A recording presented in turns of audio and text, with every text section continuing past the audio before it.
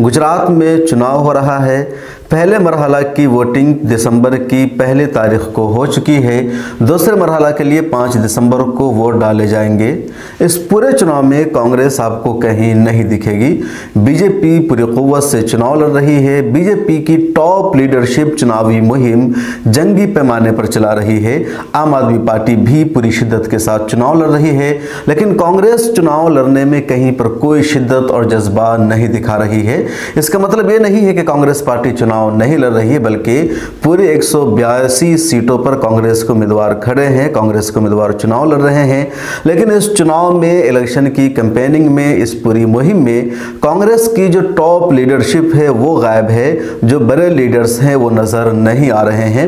राहुल गांधी भारत जोड़ो यात्रा में बिजी हैं और इस पूरे मुहिम में, इस पूरे चुनाव के अब तक के मरहले में राहुल गांधी एक मरतबा गुजरात गए हैं। एक रैली में उन्होंने हिस्सा लिया और वहां भी उन्होंने अपनी भारत जोड़ो यात्रा की दास्तान सुनाई, वापस आ गए।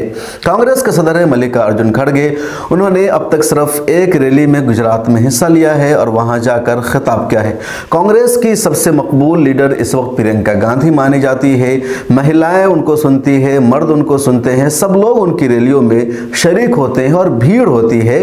अभी हिमाचल प्रदेश में, पूरे हिंदुस्तान ने देखा कि बहुत भीड़ होती थी प्रियंका गांधी की रैलियों में, लेकिन गुजरात में भी प्रियंका गांधी कोई रैली नहीं कर रही है। सोनिया गांधी बीमार है और ज्यादातर रैलियां नहीं करती है, लेकिन किसी बड़े सूबे का, किसी बड़े स्टेट का चुनाव होता है तो सोनिया गांधी भी उमूमन 1-2 रैली में जाती है और कुछ देर जनता के साथ बातचीत करती है, खिताब करती है। लेकिन गुजरात में प्रियंका गांधी ने भी कोई दौरा नहीं किया है। इसके अलावा कांग्रेस के जो दूसरे बड़े लीडर्स हैं, खावत दिग्विजय सिंह हो, तारिक अनवर हो, वो सब भी गुजरात चुनाव में नजर नहीं आ रहे हैं, कोई भी रैली को खिताब नहीं कर रहे हैं। इस पूरे सफर में, इस पूरे चुनाव में अगर आप देखेंगे तो सिर्फ एक चेहरा है कांग्रेस का जो गुजरात में रैलियां कर रहा है, गुजरात में जाकर के जनता से ताल्लुक बना रहा है और उसका नाम है इमरान प्रताप गढ़ी। सवाल यह कि गुजरात में 182 सीटें हैं। सरकार बनाने के लिए कम से कम 92 सीटों पर जीतना जरूरी है और 1990 से लगातार कांग्रेस गुजरात में हार रही है। पहली मर्तबा सबसे ज्यादा सीट कांग्रेस को पिछले यानी 2017 के चुनाव में मिली थी, जब 78 सीटों पर कांग्रेस को कामयाबी मिली और बीजेपी सिर्फ 99 सीटों पर महदूद हो गई थी। और पिछले चुनाव में राहुल गांधी ने पूरी ताकत सर्व की थी, पूरा जोर लगाया था और ये मैसेज था कि कांग्रेस की वापसी गुजरात में हो रही है। इसके बावजूद गुजरात में वापसी नहीं हो सकी कांग्रेस की। तो क्या आपको लगता है कि ऐसा स्टेट, ऐसा सूबा जहां पिछले 32 सालों से बीजेपी सरकार बना रही है, 1990 से लगातार बीजेपी जीत रही है, कांग्रेस हार रही है, उस गुजरात में 2022 के गुजरात में जब सेंटर में नरेंद्र मोदी की हुकूमत है, बीजेपी पूरी कुव्वत के साथ मौजूद है, वहां बीजेपी को इमरान प्रताप गढ़ी शिकस्त से दो चार कर देंगे। इमरान प्रताप गढ़ी के भाषण से, उनकी रैलियों से बीजेपी हार जाएगी और कांग्रेस जीत जाएगी। फिर आखिर क्यों? राहुल गांधी क्यों मैदान में नहीं है? मल्लिकार्जुन खड़गे खुद क्यों मैदान में नहीं है? प्रियंका गांधी खुद क्यों मैदान में नहीं है? दिग्विजय सिंह खुद क्यों मैदान में नहीं है? या खुद सोनिया गांधी मैदान में नहीं है? इमरान प्रताप गढ़ी अकेले क्यों गुजरात के चुनावी मैदान में है और रैलियां कर रहे हैं? मकसद क्या है? क्या वाकई इमरान प्रताप गढ़ी की तकरीर में, उनके भाषण में इतना दम है, इतना जोर है कि वो हिंदुओं का वोट भी हासिल कर लेंगे, मुसलमानों का वोट भी हासिल कर लेंगे और कांग्रेस को जीत दिला देंगे? या फिर कुछ और मकसद है? उसको समझना पड़ेगा। जो क्रोनोलॉजी है, दरअसल इस मर्तबा कांग्रेस की जो लीडरशिप है उसने फैसला किया है कि गुजरात के चुनाव को वहां के लोकल लीडर तक महदूद कर दिया जाए और देखा जाए कि जो लोकल लीडर्स है, जो हमारे कैंडिडेट है, वो कितने मौसर होते हैं, वो अपने दम पर किसी स्टेट में चुनाव जीत सकते हैं या नहीं जीत सकते हैं। चुनाव यही वजह है कि जो टॉप लीडरशिप है उन्होंने दूरी बना रखी है और बहुत कम जा रहे हैं और एक तरह से पूरा मुनहसर कर दिया गया है लोकल लीडर्स पर, इलाकाई और सूबाई लोगों पर कि उनमें कितनी हैसियत है और कितना चुनाव जीत सकते हैं, नहीं जीत सकते हैं। दूसरी तरफ आम आदमी पार्टी भी वहां पूरी शिद्दत के साथ चुनाव लड़ रही है और आम आदमी पार्टी का यह दावा है कि जो कांग्रेस का वोट है वो हमको मिल रहा है। लोगों का तज्जिया भी यही है कि जो कांग्रेस का वोट बैंक है वो आम आदमी पार्टी की लेने की कोशिश कर रही है। कांग्रेस को भी अच्छी तरह एहसास है कि आम आदमी पार्टी कांग्रेस के वोट बैंक में सेंध लगा रही है और आम आदमी पार्टी को इस वक्त कांग्रेस के लिए रोकना भी मुश्किल हो चुका है। इसलिए कांग्रेस ने आम आदमी पार्टी को भी थोड़ी सी ढील दे दी है कि तुम जो वोट लेना चाहो ले लो। कांग्रेस ने फिलहाल दूरी बना रखी है, नजर 2024 पर है कांग्रेस की। अब तीसरा वोट बैंक जो बहुत अहम है गुजरात में, और वो है मुसलमानों का। गुजरात में 9.6% यानी तकरीबन समझ लीजिए 10% मुसलमानों की आबादी है। तो एक बड़ा वोट बैंक है गुजरात में मुसलमानों का, और कांग्रेस की जीत में मुसलमानों का हमेशा किरदार भी रहा है। 15 विधानसभा के ऐसे हलके हैं जहां मुसलमान वोट असरअंदाज होते हैं और मुसलमान वोट किसी भी उम्मीदवार की हार और जीत का फैसला करते हैं। 10 विधानसभा के ऐसे हलके हैं जहां मुसलमानों की आबादी या कह लीजिए मुस्लिम वोट 28% से अबव है और वहां डिजर्व करता है कि कोई मुसलमान ही कैंडिडेट हो। तो ये जो मुसलमानों का इतना सारा वोट बैंक है, 10 हलके मुसलमानों के हैं, 10% मुसलमानों का वोट है, इस वोट बैंक पर असदुद्दीन ओवैसी ने अपनी नजरें जमा दी है।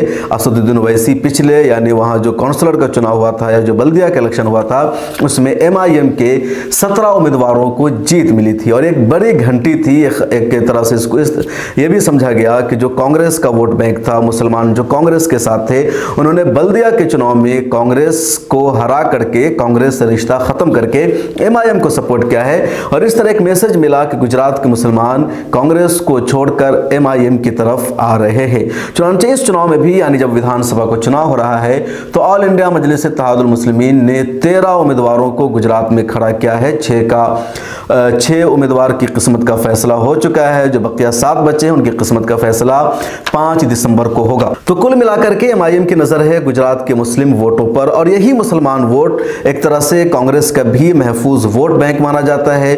दूसरे वोट बैंक पर आम आदमी पार्टी कब्जा कर रही है, बीजेपी पहले से कब्जा कर चुकी है। अब जो मुसलमान एक महफूज वोट बैंक था उस पर ऑल इंडिया मजलिस इत्तेहादुल मुस्लिमीन ने अपनी नजरें जमा दी है। ऑल इंडिया मजलिस इत्तेहादुल मुस्लिमीन लेने की कोशिश कर रही है।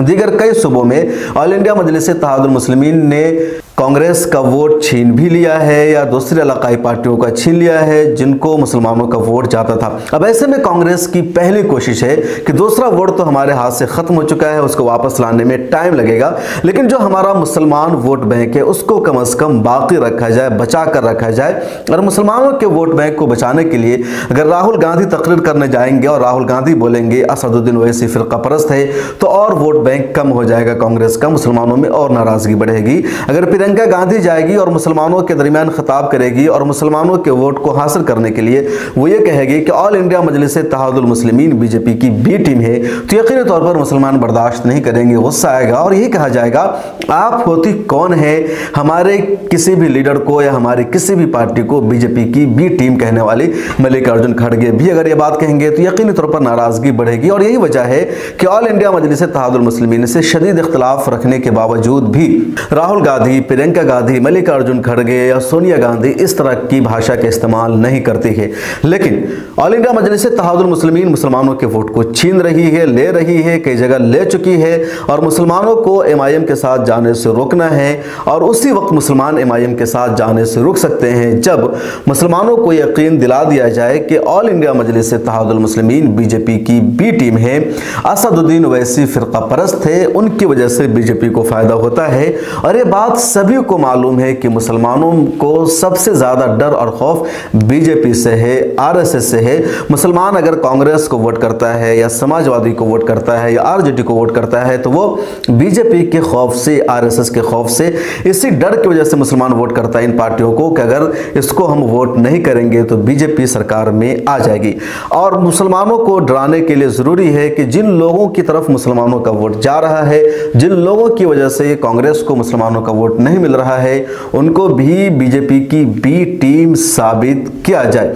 चुनांचे इस काम को अंजाम देने के लिए, इस मुहिम को निभाने के लिए कांग्रेस ने इमरान प्रतापगढ़ी की ड्यूटी लगाई है, उनकी जिम्मेदारी लगाई है। लिहाजा इमरान प्रतापगढ़ी लगातार गुजरात में रैलियां कर रहे हैं, वो सभाओं का खिताब कर रहे हैं और अपनी उन सभाओं में, अपनी उन रैलियों में वो कांग्रेस की हुकूमत बनाने पर कम तवज्जो देते हैं, वो कांग्रेस की खूबियां कम बताते हैं, वो कम वादे करते हैं कि कांग्रेस की सरकार बनेगी तो हम क्या करेंगे। उनका पूरा जोर, उनकी पूरी कुव्वत इस बात पर होती है कि ऑल इंडिया मजलिस इत्तेहादुल मुस्लिमीन फ़िरका परस्त पार्टी है, बीजेपी की बी टीम है, असदुद्दीन ओवैसी नरेंद्र मोदी के दोस्त हैं, उनको आप वोट देंगे तो बीजेपी की सरकार बन जाएगी और फिर 2002 जैसा गुजरात का मंजरनामा होगा।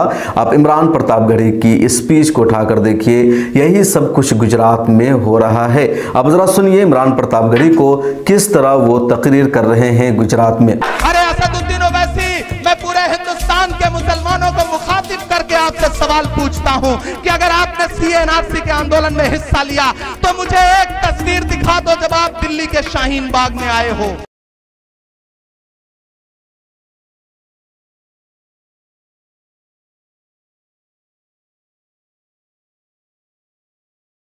कांग्रेस पार्टी, अगर तुम ये समझते हो कि असदुद्दीन ओवैसी के आने से फिरका परस्ती बढ़ती है तो बाहर में जाए तुम्हारी फिरका परस्ती।